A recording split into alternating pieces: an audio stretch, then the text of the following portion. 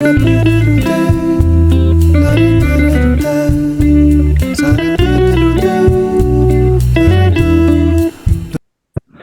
well, welcome everyone to today's webinar. My name is Clayton Stenson. I'm the founder of Unity Guides Incorporated, and I'll be your host today. So at Unity Guides Incorporated, we help companies running on EOS to find unity, particularly within the VI duo, which if you're a visionary or an integrator, which most of you are, you know that the relationship is fraught with pitfalls and challenges. I think mostly because we're so different from each other, and it can really limit unity. So the purpose of today's Fireside Chat is to give you a healthy example to follow so that you can be better able to navigate your own VI duo relationships. So I met Chris Jones about 2 years ago and liked him immediately. He's a fun, humble, open and honest guy. Those are some of the characteristics that I would describe him with. Then I met Frankie, which I would refer about 8 months ago, which I would refer to as Chris's better half, since I'm a little slightly biased to integrators because I am one. And I was impressed by Frankie as well. Just similar characteristics. And so I'm excited. With the work that I do, I find it incredibly interesting when I have an opportunity to either coach or interview another VI duo, because I learn a lot from these types of conversations. And that's what I'm hoping you'll get out of it as well. That you'll have some and I will that just a sec there. Awesome. So let's get right into it. So Chris and Frankie are both EOS implementers, but they did spend about 12 years in a VI duo in a previous business. So let's just jump in. So Chris, why don't you tell us the story of the start of your business and what led to you hiring Frankie as your integrator? Open-ended. Okay. Yeah, starting that business, 1995, still in university, invented a football glove for receivers. I joke I couldn't catch very well, so I created a better mousetrap. And, evolved that company into a distribution company focused on the Canadian market, all high-end, unique sporting goods products that we became the head office for Canada for. And then, had a really good run there. And over time, I had to hire a sales manager at one point. Yeah. Frankie applied for the job and he's like, well, I am trained as a teacher. I've got lots of business leadership experience, more management experience at that point. And he was clearly the candidate. There was just a really good values fit, really family focused guy as I was and as I am. And so he started as a sales manager, and then on my journey came across Traction and EOS, and 2011 probably in that range, 2012. And so I read Traction, part of Traction. I didn't get all the way through the book before I started implementing it. That's another story. But anyway, so I read this visionary integrator thing, and I'm like, oh, I'm clearly the guy that can do both. Like 5% of people can do both. I'm for sure that guy. And so I think I can do both. And but I also knew, I need a leadership team because I was making all these decisions on my own. Not enough collaboration. I'm like, Frankie's my key guy, right-hand guy. All right, Frankie, let's do this. And so Frankie looked into it, he read it. Yeah, he's like, okay, I'm in, and he's supporting me through it. And partway through the journey, I'm like, well, I can do the integrator work, but I'm really an average integrator. And Frankie, like, this really sounds like you. And he's like, like he was just waiting all along. And I'm like, for me to figure that out for myself. And so he stepped into the integrator seat and it was night and day difference in how the organization was ran with him in that spot. And we can talk more about that. That's the short version. Okay. Now I'd like to flip the script and I'd like to get Frankie's perspective on it, because I know there's two sides to every story. I will say that there's a much longer story for sure of how we work together and all, but I think it's important to know that, like, before we began working on EOS, we actually worked for 4 or 5 years together prior to that. And so we knew each other. We had begun to actually have this like 1-2 relationship. But it's also what I think a lot of people kind of miss, especially on a visionary side of things, going through EOS and being like, okay, I need to get an integrator, and thinking like, I'll just hire someone. There's trust that was already developed between Chris and I. And so we built that in knowing where we are. So it's important to Chris's story around like, oh, I can be the 5%er kind of thing. I could have easily just been like, no, dude, I'm the integrator. We've gone through this. It's clear. But there's also a time where an integrator has to be smart and knowing like, hey, this is the time to let the visionary kind of go a little bit, or let this other person, even if it's not a visionary, I'll be there to help you, but I need you to kind of learn this on your own almost. So I think that's one of the things that we can skip over, but that took years prior to get to that point. That was not like, oh, we read this book, we started implementing, and then it was there. That's good. So true. How important is trust? It's the key. The most, yeah. The key. Like Chris could be amazing in every other aspect, and I could be amazing in all the other aspects that are needed for this relationship. But if we don't trust each other, then it really won't matter. We'll never actually be able to work together as a complementary duo. And I'm just curious, like, how did you develop that trust over the years? I think it's the same words, honestly, that we tell every EOS client at the beginning. You need to be open and honest. And that doesn't mean that that it's easy, but it does mean that we have to be open and honest with each other, willing to share the stories, willing to listen to each other. You know, there's a lot of pieces that come down to it, but honestly, Chris or I, we were open with each other when there were issues. We were open with each other when there were personal things. If we hurt each other's feelings, we would be honest about it. And it was important because neither of us could like have those things fester. You know, we didn't, pretend like it was fine and then let days and weeks and months go by and always kind of be like, there's this thing, but I'm not going to say it because that wouldn't be nice. No, we found the respectful way of bringing it up. Chris, do you want to also weigh in on that? How you developed trust? Yeah, I mean, it's built over time. To Frankie's point, I agree. And things that he did particularly that built my trust is, even though he wasn't an owner, he did his best to look at things from an ownership lens. He's like, Chris, if I own this business, like, I really like my vacation, but consider we're running pretty tight to the wire. I think you're giving us too much paid vacation. And, you know, I liked it, but I also think we're probably spending more money than we need to on these kinds of things. So that is not something that the average employee comes to an owner or leader of a business with. So that kind of thing gave me the feeling that he's trying to see things from both sides. I can't believe he just said that, and I really appreciate that because I didn't think about that. Well, or I did. And anyways, I was really appreciative of that full on, you're thinking like an owner in that moment. And those kind of things built trust and meant a lot to me.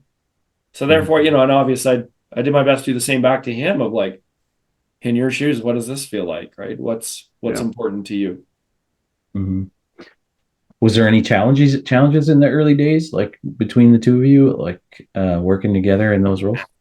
Perfect together. There's always challenges, Clayton. Always challenges, right? Like you got to learn each other out. I think that ultimately a lot of times, you know, Chris and I have told these types of stories so much, but a big challenge is just for the visionary. I'm not that person, so I know I'm a little out of turn to speaking this, but the visionary has to be willing to let go. And the integrator has got to be confident enough to actually say, okay, I've built up the trust. I'm qualified to do this. I have the skill set. I have the wisdom to make the right choice. Let's go. And to Chris's point, honestly, I think that the best kind of integrator out there is going to be the one that acts like they own it, but realizes that they don't. Realizes that as much as I pretend and kind of play like this is my money, my business, I don't actually have the risk that you do, right? And it really comes down to saying, well, no, Chris has it. So like some of the pitfalls would be where at an earlier age, an earlier stage of our relationship where I may have made statements where I'm like, just do it like this already, not recognizing from my lens, this is the right move. But I literally cannot see it from his point of view because I've never been in his seat. So having to give that moment of patience, which would then cause Chris or I to kind of get our back up and push against each other. Mm-hmm. That's good. Chris, anything to add? What challenges did you have? I think one of the earliest ones I can remember is around compensation for him. And I started to learn the different wiring set and how our approaches to that kind of thing were so different. And I'm like, look, you're the sales manager. I want you as closely tied to performance in sales as humanly possible. Because compensation dictates performance, especially in a sales role, is what I'd learned. So I'm like, the closer you are to 100% commission, the more incentivized and motivated you're going to be to produce great results. And Frankie was like, I don't care if I get any commission. I want a fixed amount and I'm going to work my tail off for it. And you got to trust me, I'm going to do that. And I look at it now and I go, that is an integrator mindset saying, I need certainty, and a visionary going, come on, just make it happen. And so it's laughable now, but I'm like, well, come on. Like, how do I know you're going to go and give it your best? And this was the very beginning. And so we had to just agree in that moment. Frankie's like, you got to trust me that I'm going to give it everything I've got. And I'm like, I believe them. So it was one. But he's not wrong though. And I mean, for years, I've worked with many different companies now, and I say the exact same thing he said to me. The difference really was neither of us knew what an integrator was. Yeah, that's why we didn't. Like, I was in a seat called a sales manager, but in reality, for me, I was like, yeah, that's not really what I do. I want to run the company. I want to help you get everything you need and want out of this. And so when he was thinking sales manager, I was thinking integrator, but neither of us knew what that was.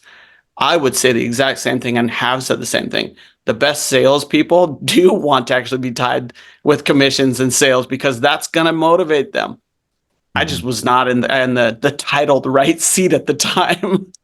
Mm-hmm. Mm-hmm. Yeah. Good.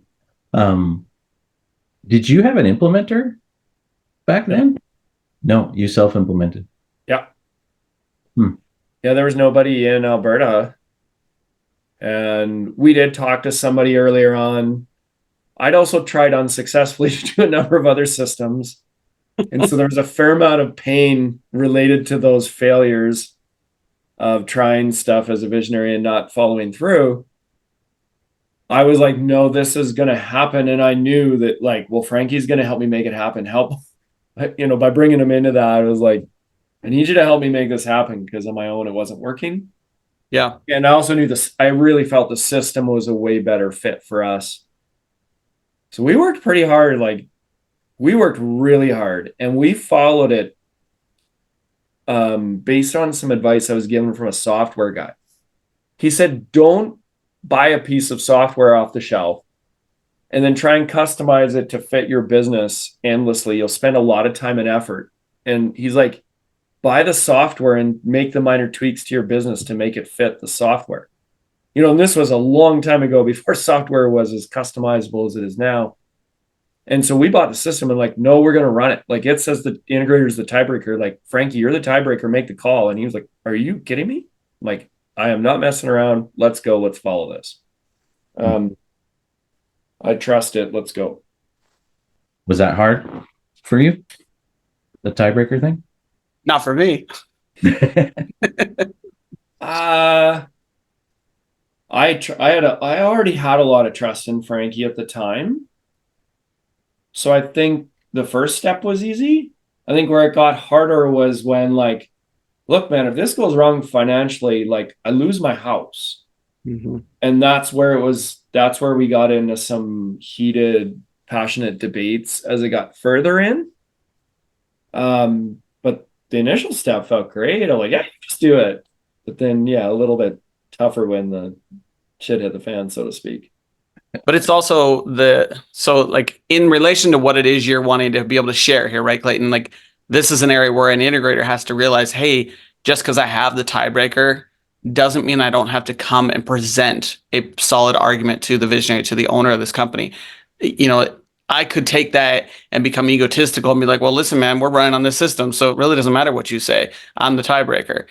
And then that would have got me canned real fast. Would not have worked well for me. Exactly. But I was able to come and be like, all right, I sense, I know, I've heard there's some frustration or there's some hesitancy around this. And while Chris will let me run this, I want to give him that ease. I want to present it in a way that he's like, oh, okay, I see where you're going. I can do this. I can get on board. And so it's important for the integrator never to overstep and think, well, I'm the tiebreaker, so it's my choice.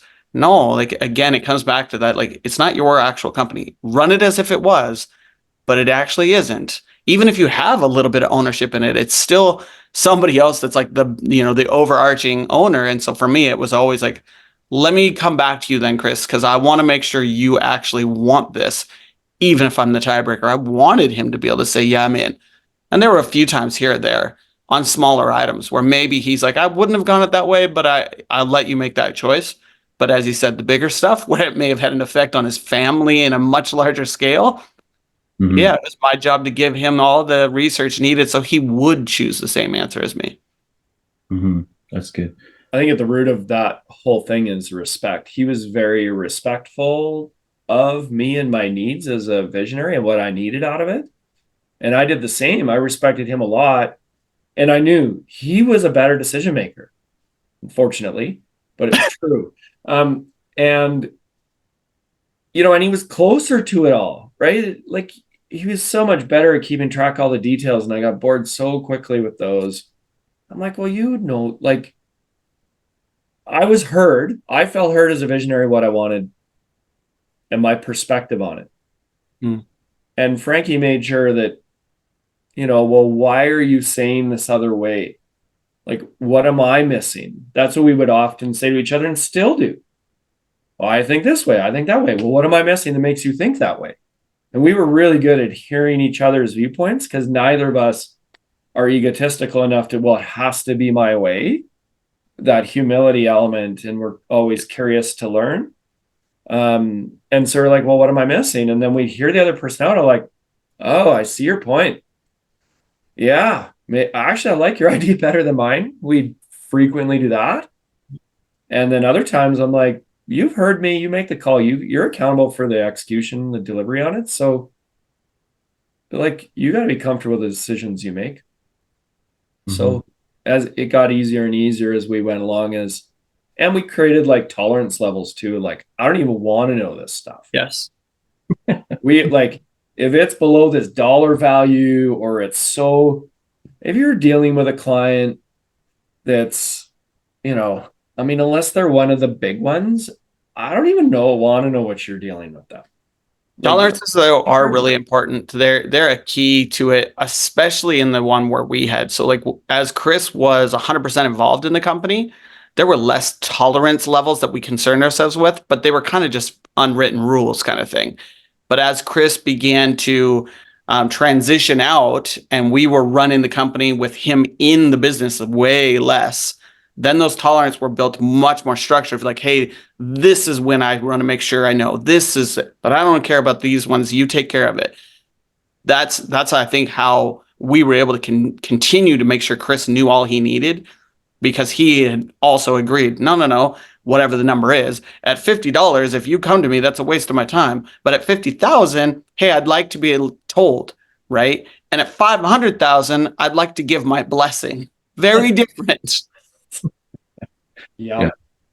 That's good. So what advice? We didn't know those numbers initially, Clayton. Let me just add. Yeah. We're like, well, what is that number? I'm like, I don't know. If you're uncertain, bring it to me. Like, if it feels wrong, then let's talk about it. And then we'll decide, is this something I need to know about in the future? And we figured out that tolerance level through an iterative experience, let's call it. Yeah. But it is a hard part when you get that statement. So speaking on the integrator side, and I think Paul mentioned that he was a visionary on the notes or the chat. Be aware when an integrator hears, well, if you think that, or if you're worried, or like if it's more of my opinion. Well, there were times where I was like, well, I wasn't worried about that number, so I did it. And Chris was like, well, how were you not worried? well, based on this, and this. So it's important to kind of get those numbers, those thresholds in place, because one person's thought is not necessarily the other person's, right? So I thought this was perfectly fine. Well, I told you if you were concerned. I wasn't concerned. That's why I didn't come to you. Tell the story about tell the story about the chair that you told in the summer. Oh goodness. That's well below the threshold of anyone that shouldn't take that much time on it. But it just goes to show you that there's growth that happened over the years for Chris and I.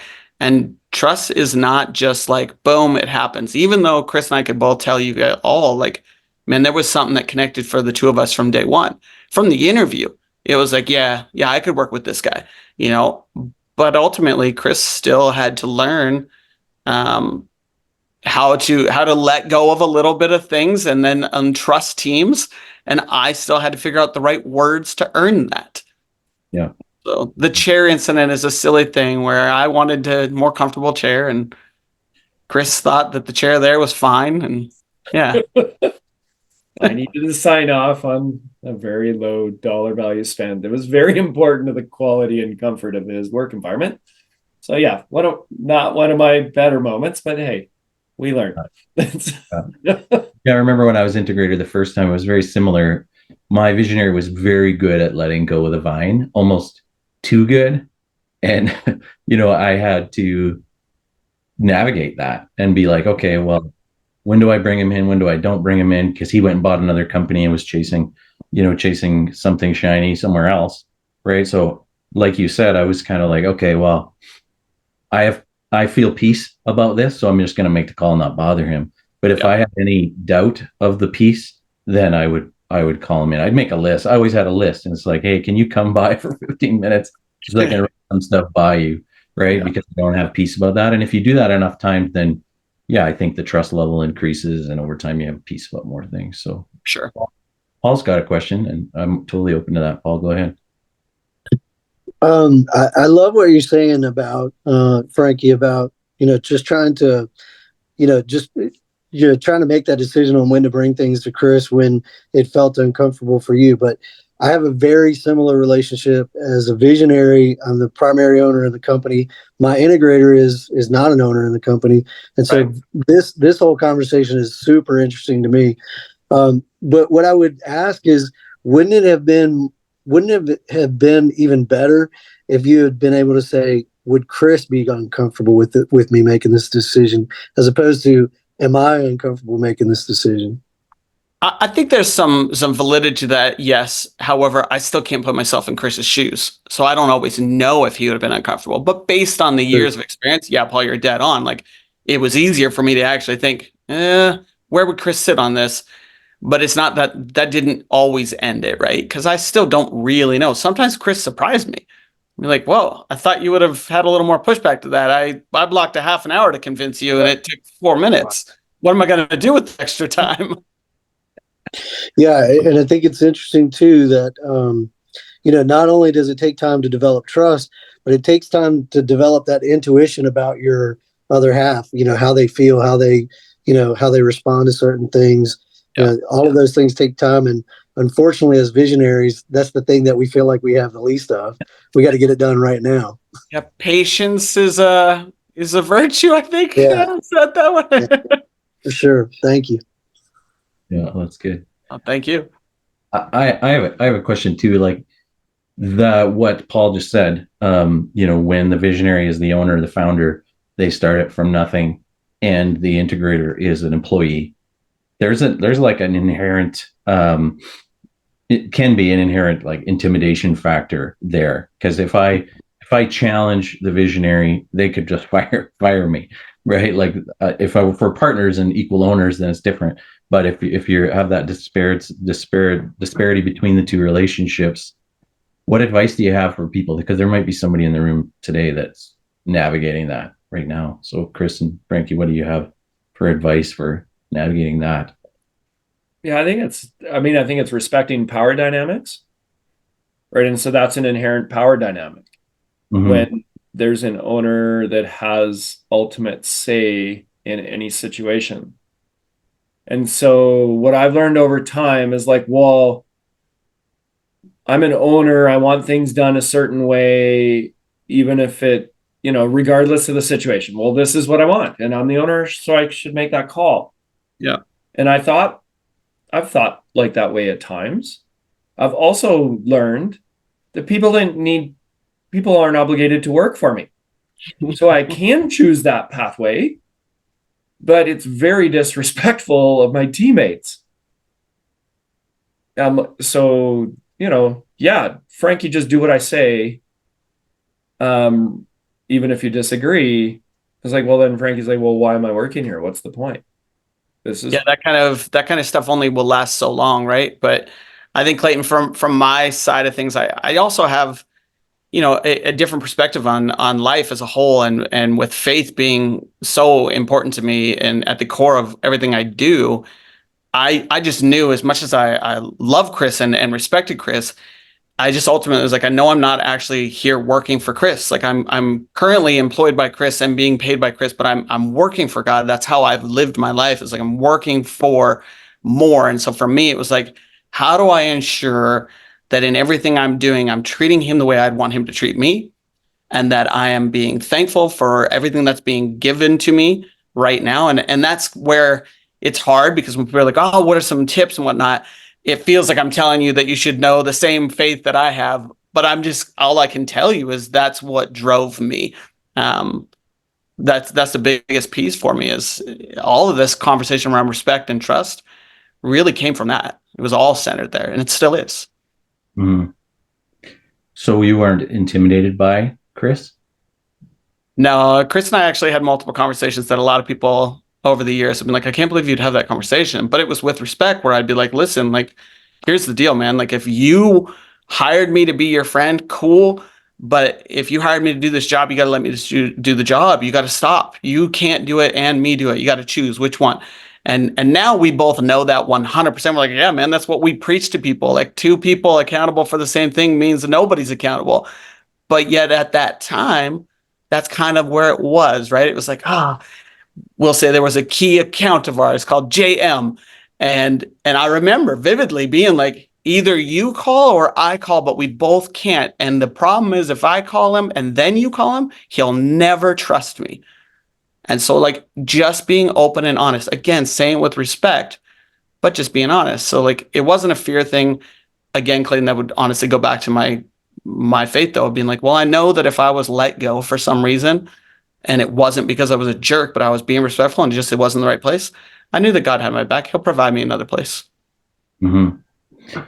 Yeah, we have that same shared faith. And I would say that is a really important thing. If you are afraid, to have the hard conversation with your visionary, and you're not, like, truly secure in who you are, it can be very hard, right? Mm-hmm. If you're a people pleaser and trying to be an integrator, it's not going to end well, because you're not going to be able to keep him happy and tell him what he needs to hear, right? Yeah, I would say that's not a trait of a great integrator. It doesn't mean that you're not respectful and not caring about people or wanting to be with people, but the general trait of a people pleaser is not an integrator.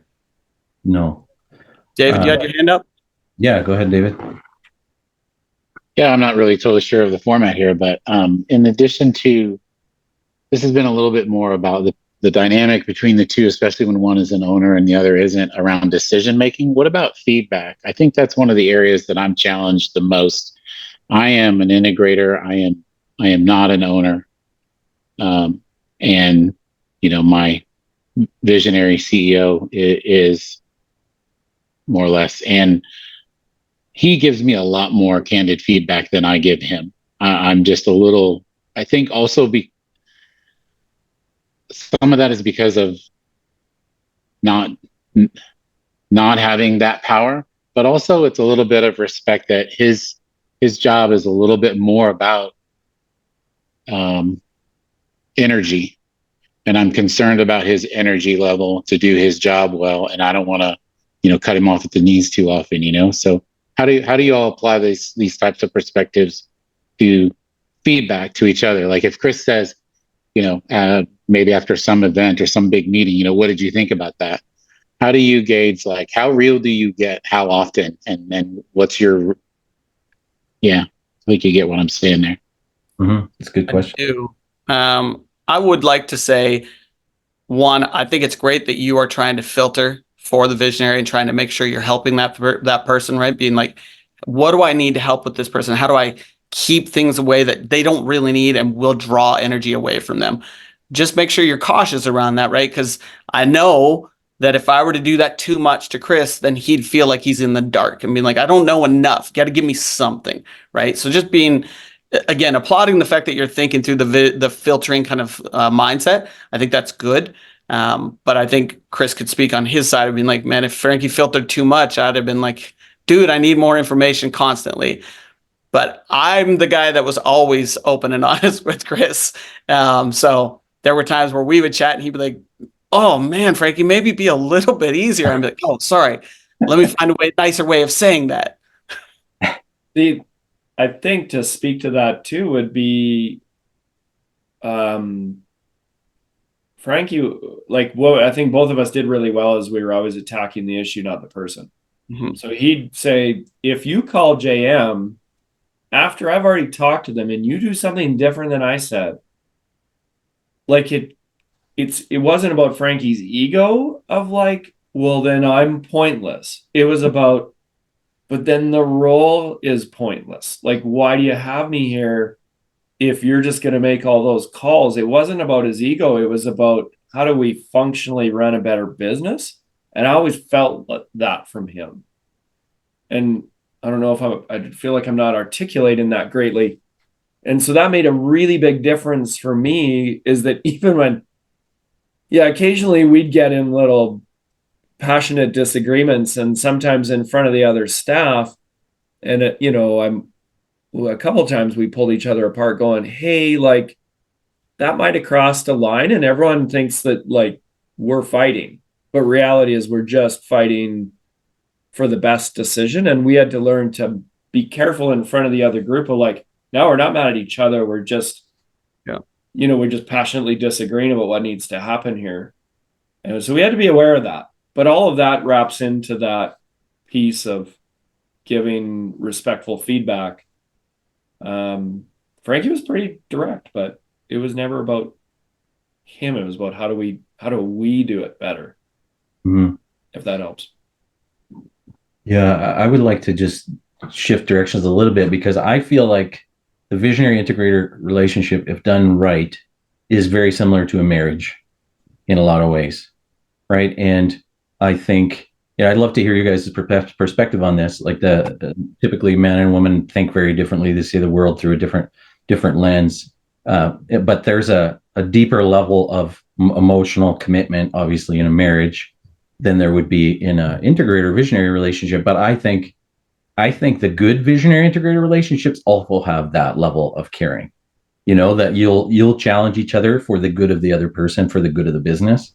So I'm just curious what you guys think about that. You're both married, so just love your perspective. Go for it, Chris. Yeah. I think there's some similarities for sure. Trust is at the foundation of any good relationship. I think that as we talked about, trust is built over time. I'm stalling now. You go, Frankie. I'm going to fill in when I get my thought back. Clayton, why don't you rephrase it for us, please? Yeah, I'm just curious. Like, so when I got married, over the years, I've seen how my wife has challenged me on things, right? And someone, or I was reading a book one time, and it said that marriage is like open heart surgery. There's nowhere to hide, right? Like if you are truly committed for life till death do us part, your all of your imperfections and issues and stuff are going to come to the surface, and you're going to have to address them. And if you are open and honest and truly care about each other, you'll be, you'll grow and you'll change and you'll evolve, right? And I just think it's very similar in healthy visionary integrator relationships that I've seen over the years. There's an element of that where it's just like, I care about you, Chris, so I need to tell you this. Or Frankie, you've got this blind spot or or whatever. So would you say it's similar? Because you guys do, you can tell when you listen to you guys talk, you genuinely care about each other, right? This isn't just a business thing. No, I agree with you. And I think that it's fair to say there's similarities. I tend to push back a little bit on the like, oh, it's like a marriage and it's like, a family and all that. Not because there's not similarities, but more so because at the end of the day, as much as I love Chris, I don't go home to be with Chris. Yeah. Oh, and as much as I love my family, or my team, let's say, right? Don laughed. I saw you on screen, Don. So I'm going to pick Don and be like, if Don was my sales manager and we had a major disagreement, I decided I'm going to fire him. I mean, that's it. Mm-hmm. I never have to see Don again a day in my life.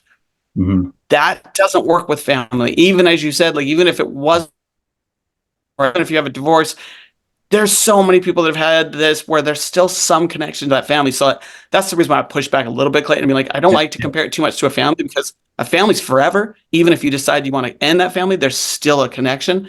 Mm-hmm. But the difference between a healthy, solid, rock solid visionary and integrated relationship is that we love each other to that point of being like, man, I'm going to be there for you like a brother, like a sister.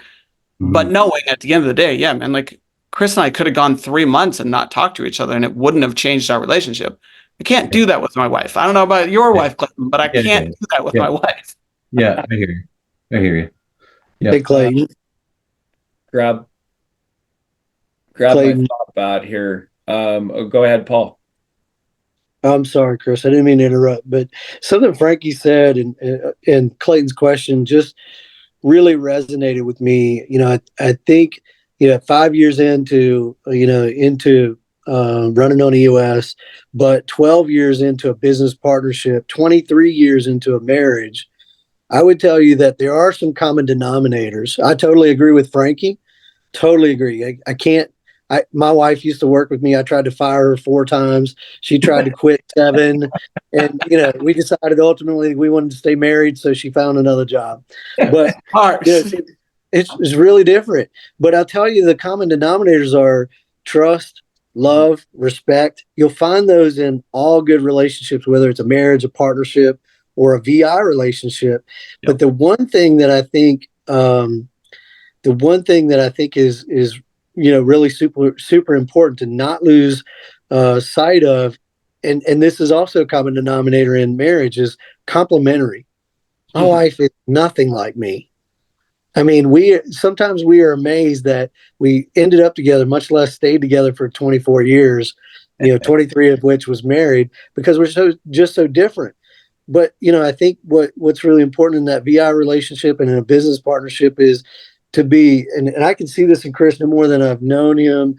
I can see that at some point, he probably had to find some real humility, which I have as well, in order to be able to be a good partner, both in my marriage and in my business partnership and in my VI relationship, having the humility to recognize when he's better at this than I am, and I need to let him do it. Mm. Yeah, I think thanks, Paul. The thought that I recaptured was, around this kind of stuff, sure, there's some similarities. Absolutely. There's parallels and trust, love, respect. I think those are 3 good capture words around this. Very good. And for the greater good of the business, absolutely. We would talk to each other and support each other with the greater good of the business in mind. But it went beyond that, right? It was like, no, I'm worried about you right now. Mm-hmm. Like, you as a human, what do you need in your life? In the business, just the business, like jobs come and go, businesses come and go. Where are you at in life? And Frankie would do the same for me. And I think that's a really essential part. And that's where it's so different than a marriage, because the marriage as the family unit for me is number one. And so that's different. Whereas the business is like, how do we integrate business into our lives effectively? And so the VI relationship, if done well, I think manages those things very well. I know faith was extraordinarily important for Frankie. And so how do I respect that's different than me, but I totally respect that that's what's really important for him. So how do we navigate all of these things, of which business I'm very clear on is not the number one priority in my life, nor in his. And that's part of what drew us together. And how do we navigate that journey together effectively? Mm-hmm. So another follow-up question to that is, like, how important is values match? Oh, huge. Yeah. Same with what I would tell for anybody hiring an employee, right? You got to have a set of core values that you run that company on, and they better be something that you're talking about is very close to the same that you live your life on. Otherwise, you're not going to actually live them. Those values have got to mean something. They're not a set of marketing words. They are not meant to like attract the young new employee. They're meant to filter out the ones that you really shouldn't be working with and give a clear, obvious yes to the ones you should. So yeah, the values have got to be there. And Chris and I matched values in many respects. Just because we didn't have the same faith doesn't mean we didn't have values shared, right? We still have plenty of values that intertwine. It just means that when we're on a football field, I'm probably going to swear less at you than Chris. Or at our clients. Oh yeah, that's Oh yeah. Yeah, that's my experience too. Like, I've been in VI duos where it became pretty obvious pretty quickly that this was not going to work, right? Because I the person was just did not share my values, and I ended up resigning because it's just like, this can't work if you're not, if we're not on the same page there. So, Alkis? Chris, as a fellow visionary, I have a question for you. So you had your house on the line. Other visionaries have a legacy business on the line. Everybody has so much emotional investment, financial investment, etc., in the business. How do you let go of the vine? How do you get to a place where you can trust your baby to somebody else? Man, I think he's setting you up for your keynote. I know that this wasn't a plant, I promise. Yeah, sure. I see his background. That's a messaging now, because I do a talk on this, and I build a keynote and a workshop and an assessment tool on how to let go and still sleep at night. This is a real area of passion for me. But I promise this wasn't a plant. It's friggin' hard. And so I think what I've learned over time as I've explored it, my own journey, what I've read and researched and experienced with 65 companies or whatever that I've worked with now. And there's the logic side of our brain, I think, is the best way to describe it. And it's like the rider on an elephant, and the other side of the brain, the emotional, is the elephant. And so logically, we're telling, hey, you need to hire somebody smart, and you need to write good processes up, and you need to train them effectively. But the elephants, like, when the push comes to shove, the elephant's like, screw that. I'm doing this on my own because I don't trust. It's not there. And so what I've learned is managing the emotional side, the subconscious, is way messier. It doesn't always make sense, and it's massively important. And so I think that I've learned as an implementer, as a visionary, as a human, to spend more time working on myself and giving moments of not always being at 100 miles an hour, which as visionaries, I ran everywhere. I wouldn't even walk down the street as a teenager. I ran everywhere. I did love to run, but it's kind of funny. The visionaries like to go fast all the time. I literally physically moved through the world at a very, very high pace. And I had to learn that was really counterproductive for me. And how do I figure out what's going on for me in this moment in the world? And meditating, tried that it felt like hours. It was 35 seconds, and I'm just like, well, that was enough. That was terrible. And I've come to love meditating. I've come to love thinking, being by myself, not talking to people, which isn't my norm. And that is one of the things that I've figured out that helps enormously with visionaries and that mindset of getting comfortable with what's truly at the root of my fear, or is it ego or relevance that's causing me in this moment to not let go and getting emotional and dealing with that. Yeah, there's more on that, Alcus. I hope that helps, but it's not easy. It doesn't happen fast, and it's real. It's very real. And Good. Awesome. Rachel, you have a question? I just wanted to add a different perspective to that. There's a difference between abdicating and delegating. So abdicating is, I don't care, I'm walking away, this is not my problem. Delegating is setting expectations and following up, checking in. And I think when you say my house is on the line, there's a certain value of being a visionary that we can't forget. Like, as a visionary, big project, the big picture, all that, like, and to really understand what that seed is. So if you're thinking merge acquisition, if you're thinking big numbers, of course you have to, that's where you come in. I'm hiding from my kids. That's where you come in, and you have to use your strength. I see visionaries sometimes don't understand the difference between what's my role versus what am I delegating, but still keeping a pulse on. Somebody said to me, visionaries sprinkle their unicorn magic all over the place, right? So that's the mentorship, their expertise, all of that. Instead of like, here you go, I'm going to go on vacation for 3 months. Call me if this thing explodes. Yeah, that's good. Good.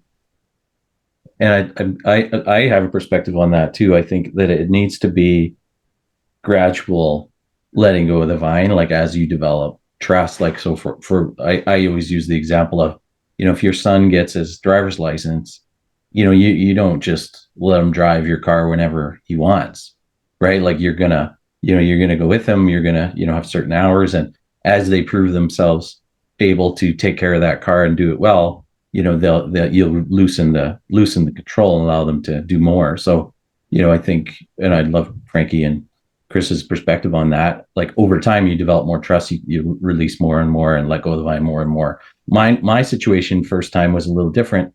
I'd been there kind of similar to Frankie. I'd been there for 3 years, and we'd known each other for 10 years. I knew the company very well, and he trusted me highly, right? So he let go quite a bit, but he didn't let go completely, right? Like, we still had same page meetings and L10s, and kept him in the loop on things. So what are your guys' thoughts on that? Like, the gradual release of control? 100%. Like, I would say that a visionary is going to go one of two ways from what I've seen. They're either going to be, like Rachel said, and just be like, oh, sweet, someone else can do it. Good, here you go, bye. That's not going to really set up for success. Or it's the opposite, and it's like, oh, no, I promise I am giving you these, but they're really not. They're just way too slow to let go. And on the other side, the integrator is going to be either like demanding it too much, too fast, or you got the wrong integrator and they're like, actually, I don't want you to give me all this stuff. I'd rather you actually handle it and I pretend. So it has to be slow. It's got to be delicate, but there's no rhyme or reason that I can give you that's like, oh, well, within 6 months, you should be at this point.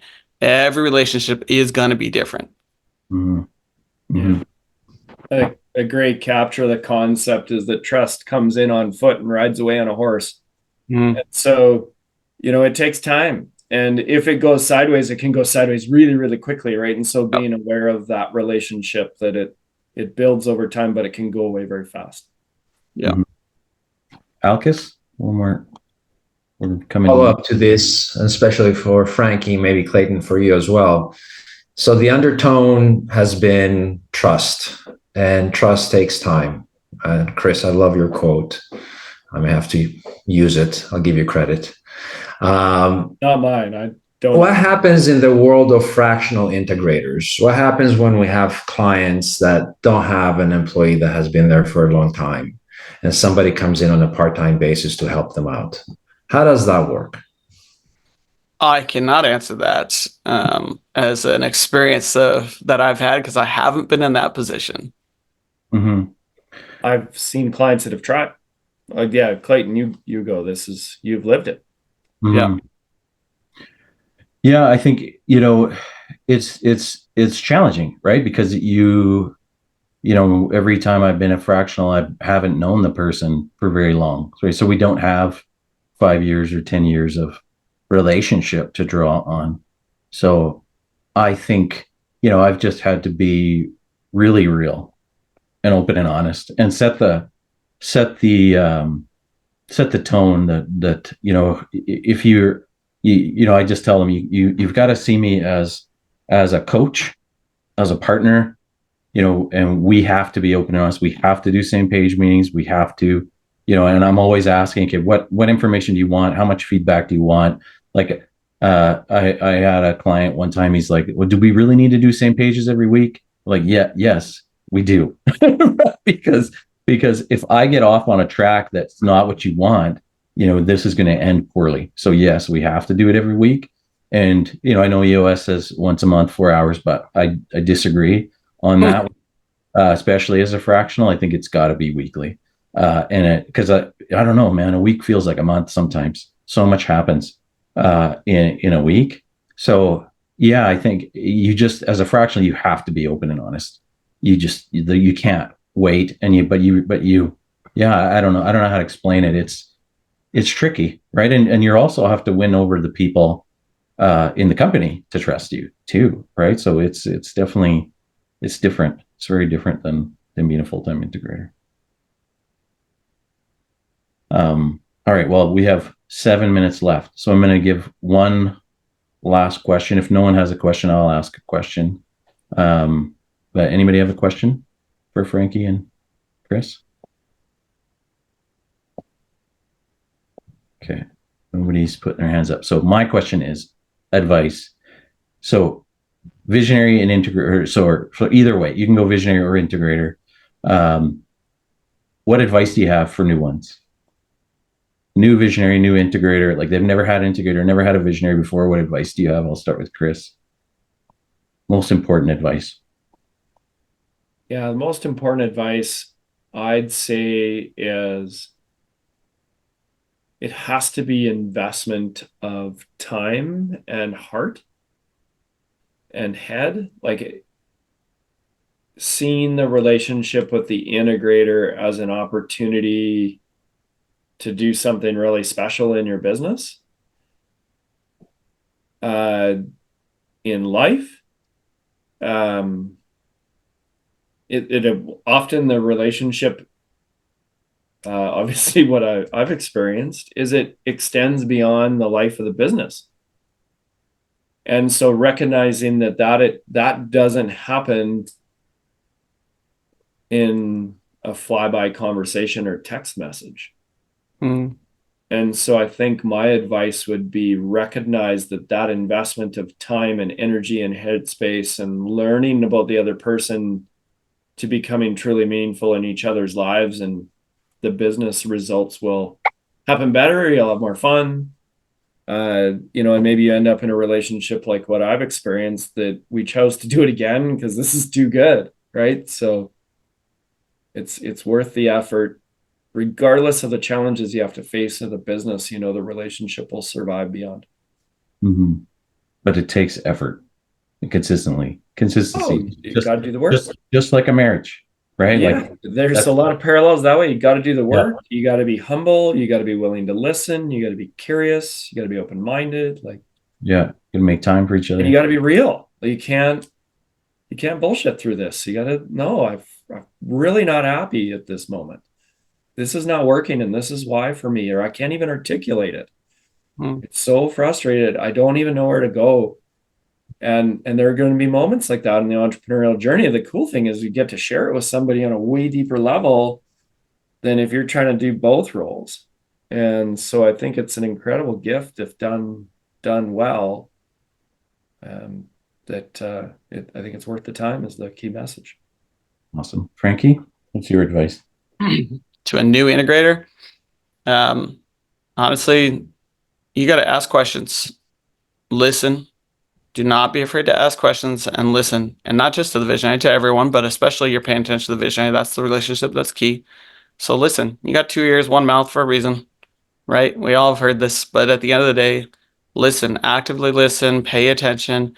Don't go in there assuming that you know more or pretending like you know more, because there's a real good chance you don't. And you won't learn anything if you assume you already have all the answers. So a lot of this really just comes down to saying you're a new integrator walking in, ask questions, listen. I've taught so many sales reps over the years. Please do not show up to your client and show up and throw up. And all I'm saying by that is don't come in there and just tell him any and everything you've ever learned. Same thing in this relationship.